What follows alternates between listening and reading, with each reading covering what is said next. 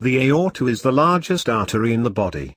It is connected to the left ventricle of the heart and has the job of carrying oxygenated blood from the heart to other parts of the body. The abdominal aorta is the last portion of the aorta and is located in the abdominal cavity.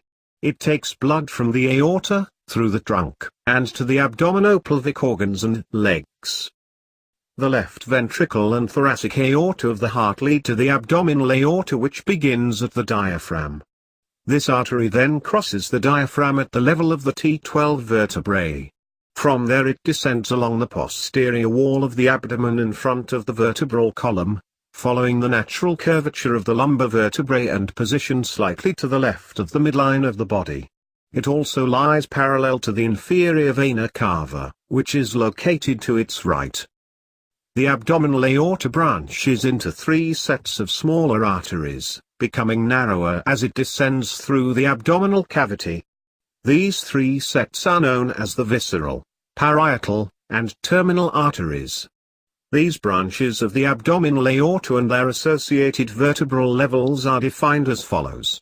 From the vertebral level of T12, the abdominal aorta first branches into the inferior phrenic and celiac arteries, T12, superior mesenteric and middle suprarenal arteries, L1, renal and gonadal arteries, L2, lumbar artery, L1-L4, inferior mesenteric artery, L3, and the median sacral and common iliac arteries, L4.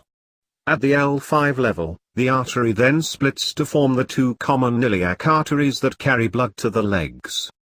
The most common ailment involving the abdominal aorta is an abdominal aortic aneurysm, AAA. An aneurysm is a widening, also known as dilation, of a blood vessel due to a weakness in the vessel. At the weak portion, the aneurysm bulges and poses a serious risk of rupture. And AAA is more common in men, particularly those aged 60 and older. Approximately 5% of men over the age of 60 suffer from abdominal aortic aneurysms. Risk factors for the development of AAA include cigarette smoking, hypertension, high cholesterol, hypercholesterolemia, and diabetes mellitus. While there are several possible causes of an AAA, the most common cause remains arteriosclerosis, or hardening of the arteries,